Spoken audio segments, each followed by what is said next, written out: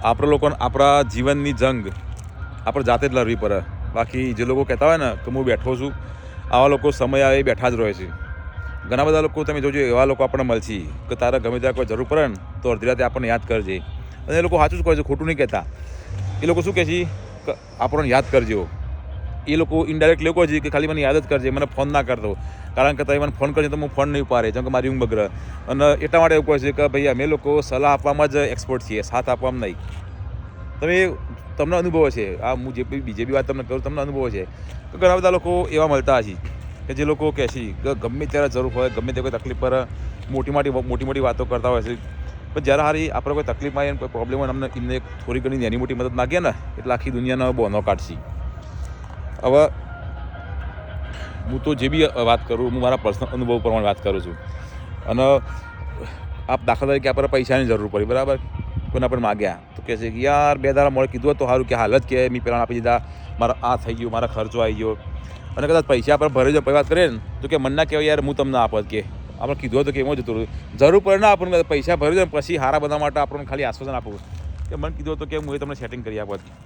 એટલે એક વસ્તુ યાદ રાખવી કે કોઈ ભરોસાનું વજન છે ને એ બહુ ભારે હોય ભાઈબંધ. એ બધાના ખભા પર ના મૂકી શકાય, કારણ કે બધા લોકો એ વજન સહન કરી કે એના એટલા કેપેબલ નહીં હોતા. બાકી તમે જુઓ 2-3 દિવસ મોરી અમારા ગામની અંદર એક ભાઈ સુસાઇડ કરીને બચારો મરી ગયો, બરાબર. હવે કારણ કોઈને ખબર નહીં. હવે મરી ગયા પછી ગામના બધા લોકો ભેગા થયા અને બધી સારી વાતો કરીને કે મરી ના જવાય, આત્મહત્યા ના કરાય, અને આત્મહત્યા બહુ મોટું પાપ છે. અને જીવતું તો એટલે એને કોઈ પૂછવાય નહોતું જતું. બધાને ખબર હતી કે ઓલરેડી આપણામાંથી ઘણા બધા લોકોને ખબર હોય છે, આપણી આજુબાજુ ઘણા બધા લોકોની પરિસ્થિતિ હોય છે, લોકોને ઘેર ખાવાય નહીં હતું, લોકો ડિપ્રેશનમાં હોય છે, બહુ ટેન્શનમાં હોય છે. જીવતા માણસ જોડે તો આપણે જઈને બેસવાનો 2 મિનિટ ટાઈમ નહીંનો ફોન કરવાનો ટાઈમ નહીં, 2 રૂપિયાની આપણે મદદ કરી. માણસ બહુ તકલીફમાં આવે, સહન ના કરીએ કે મરી જાય પછી આપણે બધા લોકો ભેગા થઈને સારી વાતો કરીએ, ડંફાસ મારીએ, બેસનો રાખીએ છીએ. શું મતલબ? મરી જાય પછી તો બધા લોકો ઠાઠરીને ટેકો આલવા આવું જ છે, ઠાઠરીને ખભા મૂકી બધા લોકો લઈ જ જોઈએ ટેકો આલવા. પણ જો કદાચ મરી ગયેલો મને જીવતો થઈને બોલવાનો મોકો મળે ને તો એવું કહે કે જેટલા બધા લોકો મારા મરી જાય પછી મારી સ્મશાન યાત્રામાં જોડો ને, આ જીવતો તો કદાચ 2-4 લોકોએ આવીને મને થોડો ઘણો ટેકો કર્યો જ ને તો આજે હું મર્યો ના હોત. અને કદાચ જો મર્યો હોત ને તો હું સુખેથી મર્યો હોત. એટલે દુનિયા આવી છે કે તકલીફમાં તમને કોઈ સાથ આપવા નહીં આવે. અને હું જે તમને આ બધી વસ્તુ કહું છું એમાં કોઈ નવું નહીં. આ દરેક વાતોનો તમને બહુ સારી રીતે અનુભવ છે. હું તમને ખાલી યાદ અપાવું છું. 2-4 લોકો એવા હશે કદાચ ભાગ્ય કે તમારા મિત્રો હોય, સગા સંબંધી હોય, તમારા મા બાપ હોય, તમારી ઘરવાળી હોય, આટલા લોકોને કદાચ ફરક પડશે તમારા સુખ દુઃખથી. બાકી આ સમાજના આ લોકોને કોઈ ફરક નહીં પડે. આપ લોકો ઘણી વખત વિચારીએ કે લોક ક્યાં કહેંગે, 4 લોગ ક્યાં કહેંગે. 4 લોગ કદી કોઈ કહેતા નહીં, 4 લોકોને ફરક પડ્યો નહીં. આ 4 લોગ કોણ છે એ ખબર નહીં, પણ 4 લોગ ભેગા થઈને તમને સ્મશાન જરૂર પકડી દે છે. એટલે પોતાના માટે જીવો, પોતાના ફેમિલી માટે જીવો.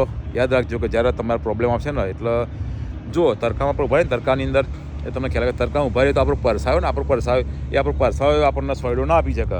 એટલે ઘણી વખતે હાલત એવી ઘણી વખતે તકલીફ એવી આવે ને, તકલીફમાં પારકા તો દૂરની વાત છે. ઘણી વખતે આપણા હગાવાળા આપણા હગા થતા નહીં ને આપણો સાથ નહીં આપતા, બધા બહાનો બતાવે ને આપણો ફોન કરવાનો બંધ કરી દે છે કે ફલાણી વ્યક્તિ તકલીફમાં છે, દેવામાં છે, અમે એને વાત કરશું, એના કાંઈ સંબંધ રાખશું તો મને એ પૈસા માગી લે છે. પૈસામાં ઘણી બીકમાં તો લોકો આપણો ફોને નહીં ઉપાડતા હોતા. અને ઘણી વખતે આપણી હાલત એવી થાય ને કે આપણા હારા સમયની અંદર લોકોએ આપણા જોડે પૈસા માગ્યા હોય અને આપણે એમને પૈસા આપી દઈએ વગર વિચારે, હારા અંજીન વગર વ્યાજે. અને જ્યારે વારો આપણો તકલીફમાં આપણો આપણે એ લોકો પણ આપણે જ પૈસા પાછા માગીએ તો આખી દુનિયાનો બહાનો કાઢશે. હવે સારું આવા લોકોને શું કરવું? પૈસા માગીએ અને માગવા જઈએ તો એમને ખોટું લાગે કે તમારા પાસે તો બહુ પૈસા છે, તમારે તો પૈસાની જરૂર છે. વાસ્તવમાં પૈસા આપણે મજૂરીના પૈસા હોય અને વધારે આપણે કરક થઈને ગ્રહણ કરવા જઈએ તો સંબંધ બગડે. શું કરવું સમજે નહીં પછી. જો તમે લોકો વિડીયો જોતા હોય તો કોમેન્ટ જરૂર કરજો, બરાબર. બાકી આપણે આવા નવા વિડીયોની આગળ મળતા રહીશું.